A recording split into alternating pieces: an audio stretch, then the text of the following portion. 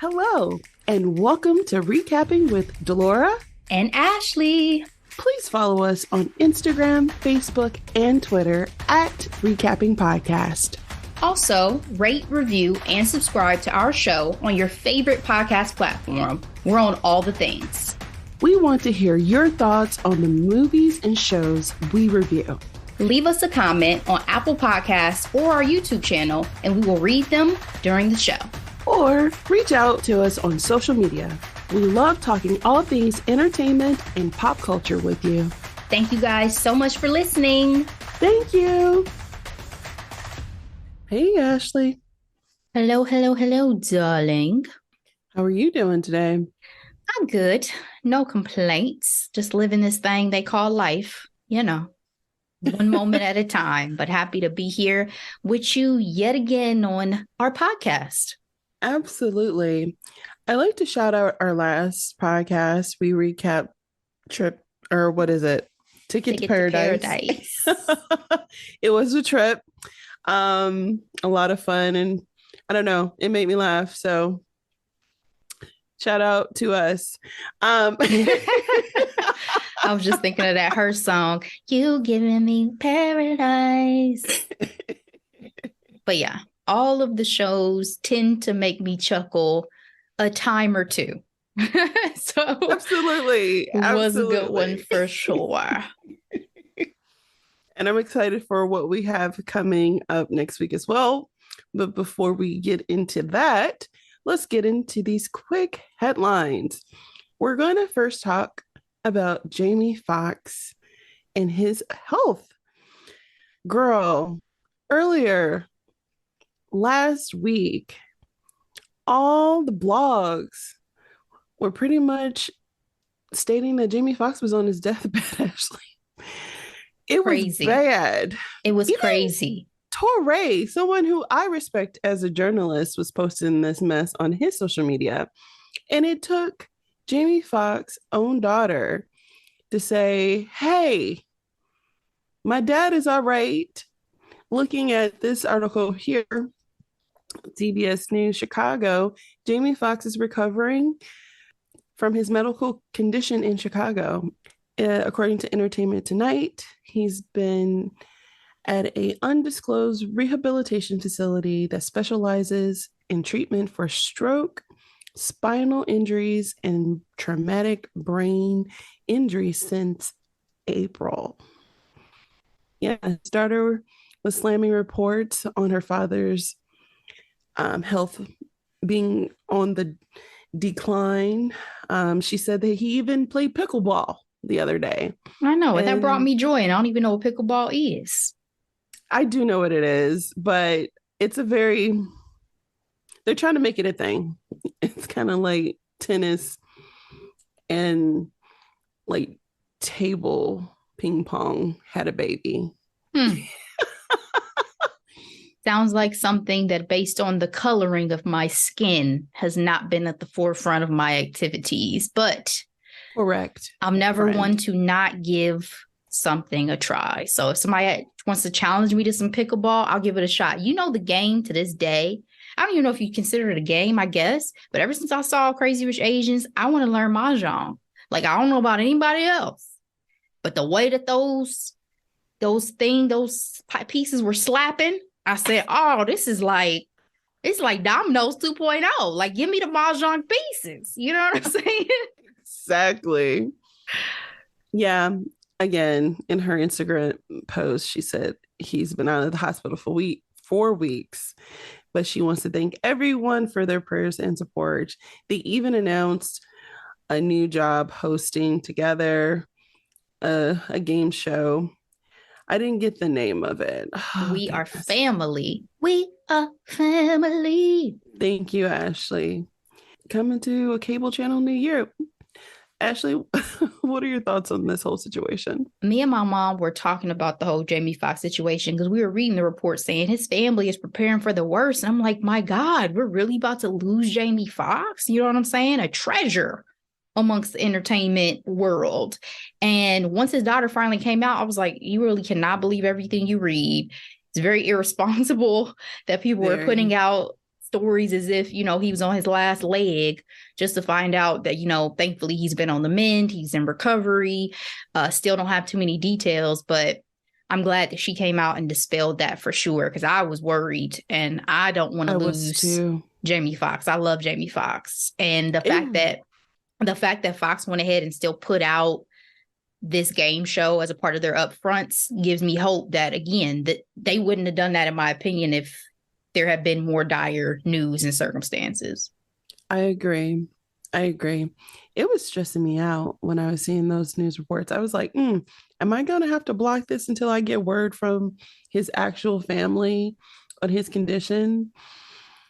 I did think it was a little weird how she was like, well, stay tuned for tomorrow and I'll, announce the new gig, because I'm just like, is he okay or not? Like, y'all out here promoting new things. I think it's definitely that he was more okay than, again, it's being reported. And at the same time, given the way that Jamie Foxx has always kind of maneuvered with his personal life, it's probably like, can we take the focus off of this, which again ain't none of y'all business, and let's move back to business, which is what he would want us to be talking about for the most part. Yeah. But I've seen now the images of like his daughters and one of the mothers of his daughters, going to the facility and visiting him and stuff. So again, I'm sure whatever is being put out by the family is the end of it. So agreed. Let's go ahead and get into our next quick headline. I am looking at people.com. Jonathan Majors getting support, quote unquote, from new flame Meagan Good and allegations. Source exclusive. This came out yesterday. Ashley, I'm just going to go ahead and say it. Sis, what? It's a no for me, dog. What are we doing, Ashley? This is unbelievable. And I'm saying this because, again, he still has to go through due process, but those charges have not been dropped yet. And Meagan Good, like, I'm speechless, Ashley. Is this true? You sent this to me. You're the first person that sent this to me. And I said, no, Meagan, no. If this had been some months back and it was rumored that they were dating, we would have loved it. We would have ate it up. Oh my God, that's so cute. Yep.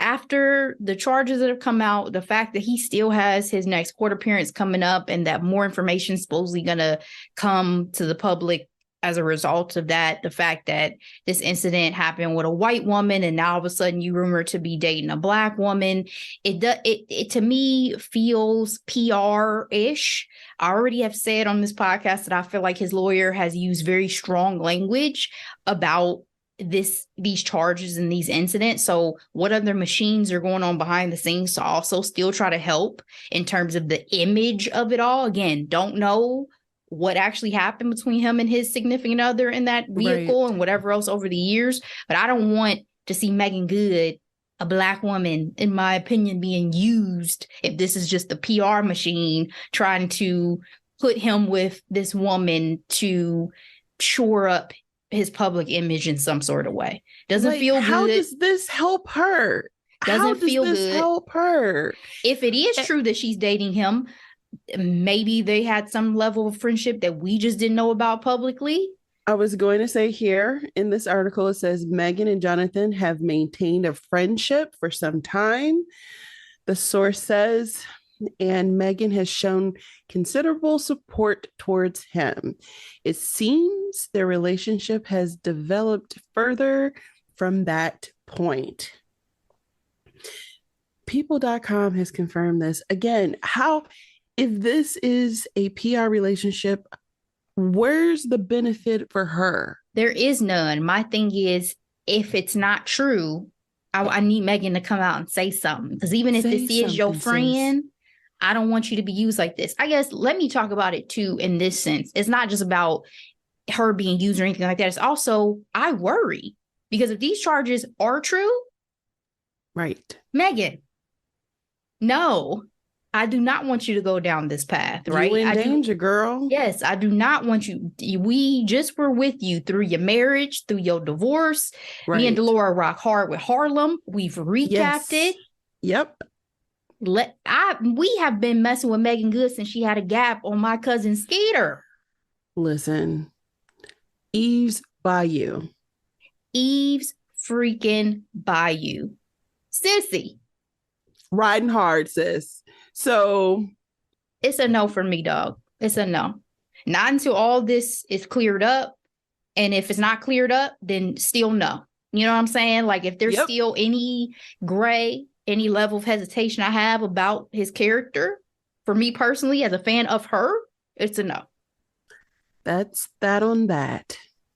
All right, Ashley, this is a quick headline / Twitter conversation that I wanted us to get into because it brought joy to me. Okay. On May 13th, Twitter user Ashley Reese tweeted the following.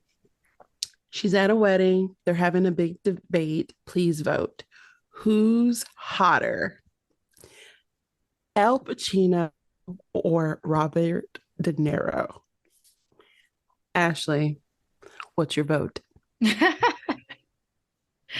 This is interesting because it's as if the internet has not had these images of these young superstars, actors for all these years. That why is this becoming a thing in 2023? Y'all let me know. Some Gen Zers didn't know who these people were at their, at the height of their young tenderoni days. Exactly. Okay. For me, it's Al Pacino hands down. What? It's Al Pacino hands down. For me, it's Robert De Niro hands down. Yeah, Al Pacino does it for me. Him. Black women have had Robert De Niro. I get it. Up until recently, okay? I get it. But y'all not asking me based on their dating preferences and who we've seen them with. Because to that point, I mean, but that's true though. To that point, Robert De Niro, he's looking for us. Like all his kids are black except for the one. And still Asian, okay? Right. Oh my God. But if you ask me if I were to have seen them both on the street back in what year was that? The 60s or the 70s? The 70s. Yeah. It's going to be Al Pacino. Like Diane Keaton knew what she was doing. Interesting. Robert De Niro, he has this little ruggedness to him. Like, yes. Okay. Anyway. A total of 277,372 votes. Who's the lead? Has there been a lead? Girl, it's 50-50. Wow. And I bet Al Pacino and Robert De Niro probably got on the phone like, you see this? I guess we're a living embodiment of this split. Yeah. Decision. Oh, that's a good thing too, because that means we would each have our own. So that works. Exactly. Love it. All right, Ashley, it's that time of the year. Sports Illustrated came out with their swimsuit edition. And girl, guess who's a cover girl? Cover girl. Put that bass in your walk. None other than Martha Stewart. She is the oldest cover model ever for Sports Illustrated swim issue. Is she also the first ex-con? I'm just curious. Maybe she made history in a couple of ways. Where's my inhaler?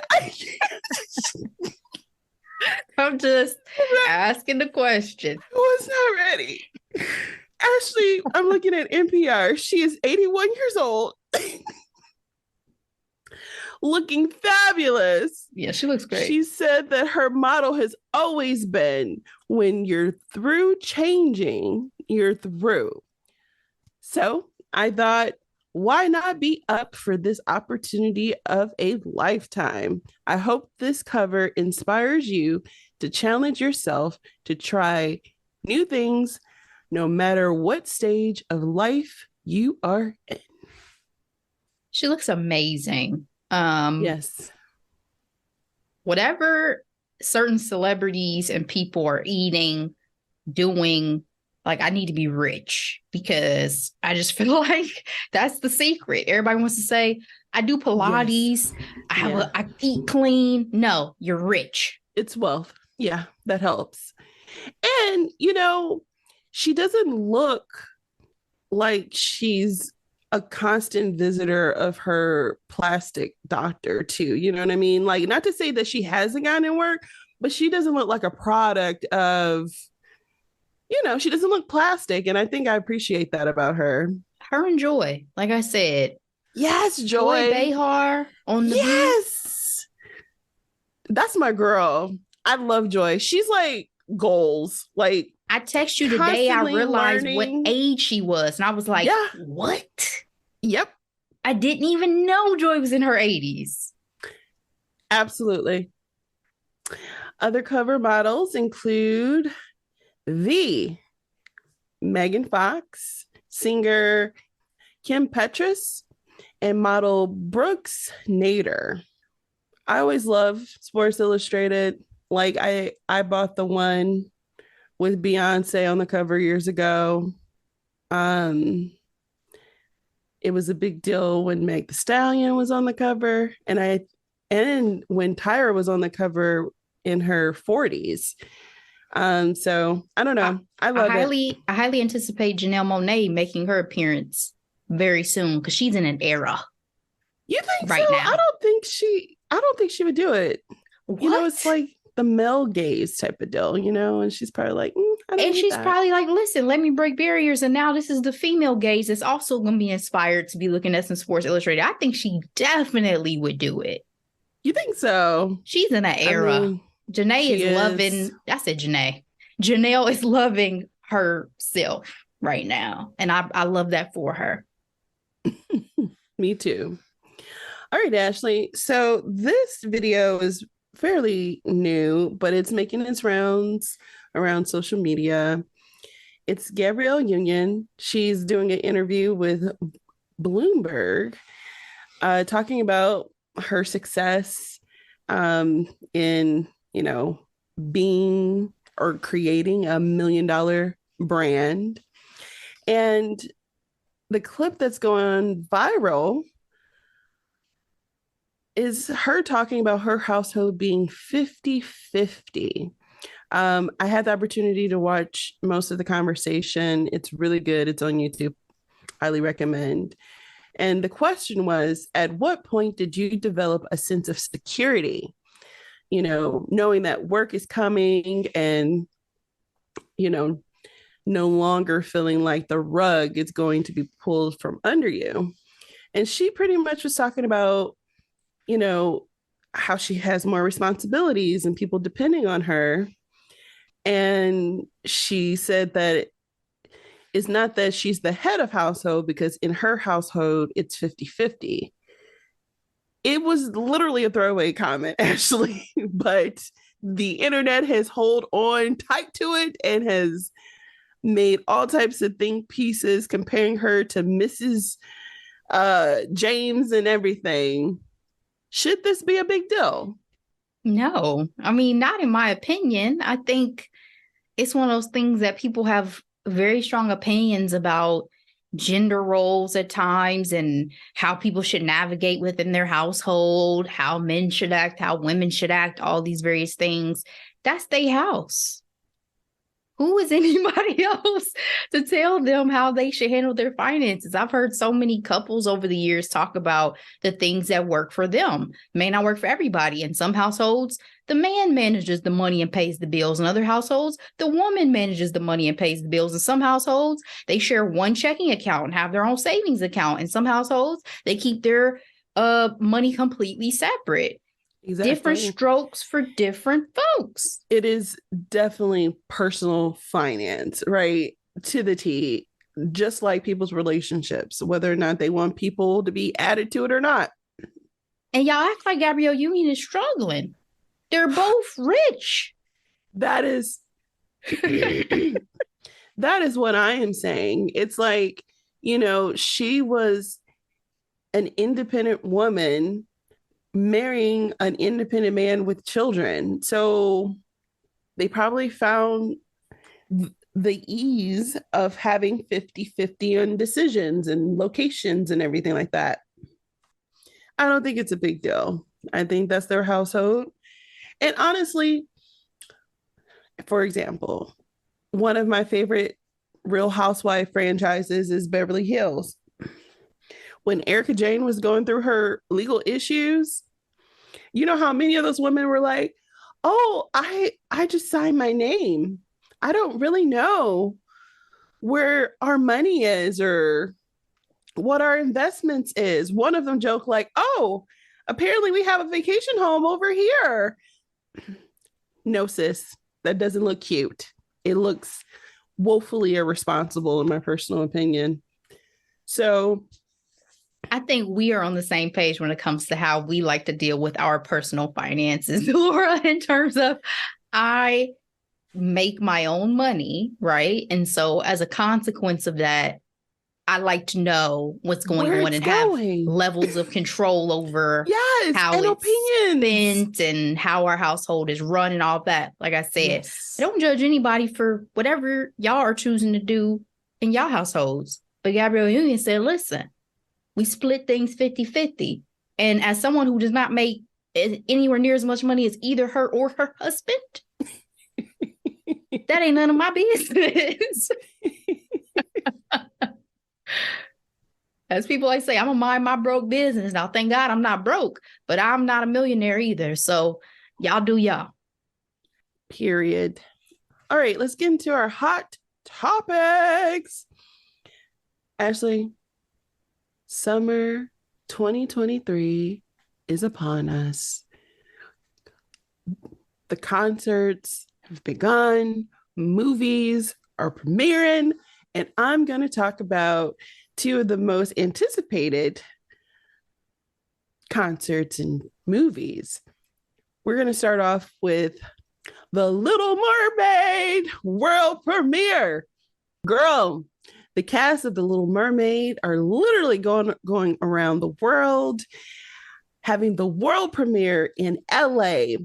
And there was Javier and Halle in Mexico, and everyone is now in London or was in London as of yesterday. Halle performed on American Idol, Part of Your World. The movie is 10 days away. What are your thoughts about this rollout, girl? Like I said, even before we started recording today, I'm ready. Like, I feel like I've seen all the clips. I've heard the interviews. I've seen these gorgeous red carpet turns. I'm ready. I'm ready to sing. Look at this stuff. Isn't it neat? In theaters and enjoy this beautiful theatrical experience. Same. And have a moment because I might cry. Not gonna lie to There's no y'all. might for me. When she rolled out that American Idol performance, I cried. And that was her singing the song.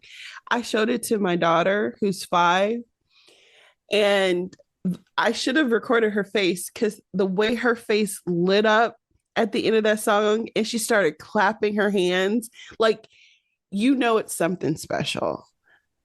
When they did the babies early on in the first trailer that dropped with all the social media reactions, I was like, y'all are just killing me because it means so much. Like all those movies that we watched as kids, we still talk about to this day.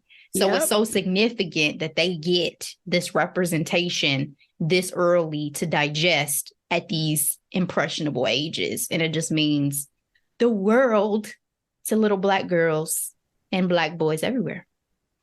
Absolutely. Do you have a favorite dress? I mean, the first dress that was it's like metallic silver. Everything. My God. Everything. It was so stunning.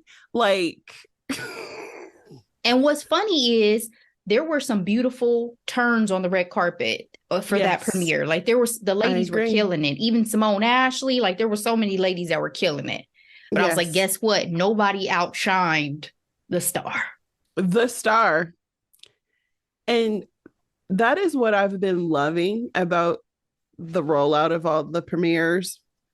Hallie's taking it. She is like basking in it. She is unapologetic. It's not even overbearing, but she's just gorgeous and beautiful and lovely. And the way she interacts with these children is just brings a smile on my face. And then everyone's talking about her Prince Eric, Jonah, and how he's enamored by her, but like, who wouldn't be? So right. Right. Who wouldn't be? Exactly. And then lastly, can we talk about Jacob Tremblay? When did he grow up? Like, when I saw him, I was like, yo, talk about growth spurt. The kids grow up so fast. So fast. And in some of the interviews, he said that one of his favorite Disney songs is the song from Princess and the Frog. I'm like, oh, don't let him be a woke king. The only disappointing thing that's come from all this was that hoopla about the actor from Aladdin. I have that right here. He had to delete his Twitter because he, out of the clear blue sky, because nobody was checking for him. Okay, he said, our film was unique in that audience went to watch it multiple times. It's the only way we reached the $1 billion mark with our opening. My guess is TLM, The Little Mermaid, doesn't cross the $1 billion mark, but will undoubtedly get a sequel. And I'm like, this feels like a lot of hateration coming from, Agrabah. No one asked for his opinion. And I was like, first of all, what sequel? Like, what sequel? Thank you. To the story of The Little Mermaid have you ever seen? That's my first question. So lost in your hatred. Are you wanting there to be a live action return of Jafar? Because even the animated film probably should never have been, if I'm honest with you. Like, it didn't leave a legacy in Aladdin. Like, Aladdin is Aladdin. Yeah. Yeah. So I'm not sure if you're just feeling salty about something. I'm not sure how much you got paid for Aladdin, but this is not the time to come for such a significant star and such a significant moment and such a significant vehicle. It was so unnecessary. It's in poor judgment. And hate usually is, right? Yeah. All right, let's talk about the summer concert that we care about, and apparently a lot of other people, because the Renaissance World Tour premiered May 10th, 2023. They said it's a jaw-dropping 37-song set. Featured a wide range of tracks from throughout her illustrious career. We got to talk about the things we've been seeing out of Stockholm and Brussels. One, have you seen any of the videos, costume changes, etc.? As I've told you off mic, I am avoiding looking at all this stuff as if my life depended on it. Like, as soon as I see it, I'm scrolling. Even you, Mama Tina, I love you. But no, stop posting, because I want to be so blown away when I get to go see her in concert. I haven't even looked at the set list. I don't want to know. It's like seeing spoilers for a movie that you're highly anticipating. Like, imagine if the next Marvel movie came out months before you got to see it and you caught all the spoilers on these internets along the way. That's what it's like for me. And I get it. It's a concert, but I don't want to see all the costumes. I don't want to hear the songs. I don't want to see the performances till it's my time to experience it. I hear you, but I have not been able to avoid it. And it was it's a little unnerving because I hate people on Twitter because a lot of people are saying that they feel like this concert is kind of like a final thing, like a farewell thing, because she's out here singing, going through her entire, discography. I said this before the tour kicked off, that is the reason why, as outrageous as these ticket prices are, in my opinion, I want to witness it because it has occurred to me that this could be it. Touring is exhausting. Yes. And Beyonce is ready, I think, to move forward in other directions, both professionally and with her family. Not to say she won't still do music, but this may be the last hurrah for this level, right? Well, speaking of this level, a lot of people were talking about her energy seemed different. And, I don't know. It's a lot of talk. And one possible reason could have been the audience, because some of the clips coming out of Stockholm, people were sitting while she's doing Crazy in Love. They're just sitting watching. Like it's a show, like it's a Beyonce concert. It is a participate. Like you participate. You need to be up out your seat. At least she ain't like Lil Wayne and abruptly cancels the concert because she don't feel the love from the crowd. Man. Well, I think it's interesting. So the originators of the Cuff It Challenge have made their way back on social media claiming that they have not gotten their tickets to the tour. Do you think they deserve a little bit of love attending the concert? Were they supposed to get free tickets? No, but they felt like by making the song popular with their challenge that it'd be nice to get tickets. Oh, they made the song popular. Not that the song in and of itself was not going to be a hit. I wonder if they're using the dance in the... what if they're using the dance in the concert? Okay, well, that's one thing. And hopefully if that's the case, there's a shout out or there's some credit due. It's the idea of somehow you're now owed something. Didn't you create this out of the love of this artist and this artistry? Why do you suddenly feel like you're now owed something from that artist? Does that make sense? That was funny. Yeah. Is it just me? I hear you. Recap Nation. I also think, hey, why not? But that'd be like you and me. We love watching these projects. So we recap these things. Imagine if every time we recap something, we're like, hey, we recapped this movie. Why didn't we get any pub from Netflix or from this particular vehicle? Like, Beyonce doesn't need you to make Cuff It a hit. But that's cute though. Like, that's just my 2 cents. Well, I know there's 20 more tour dates before my time will come. Oh, you've counted. I have.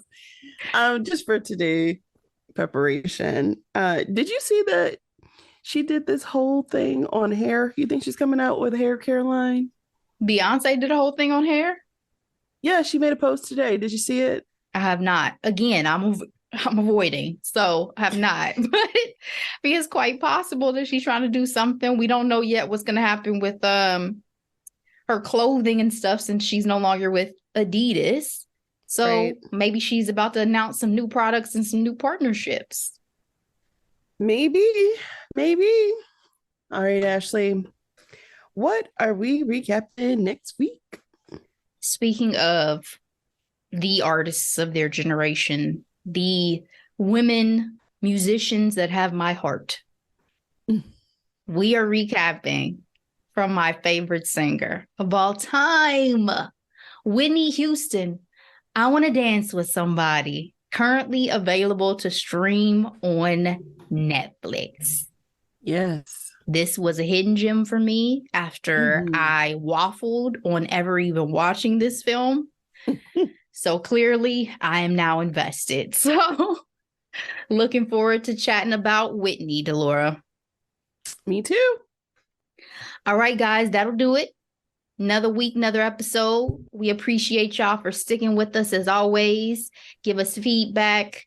Check us out on these social medias. We're on all the things.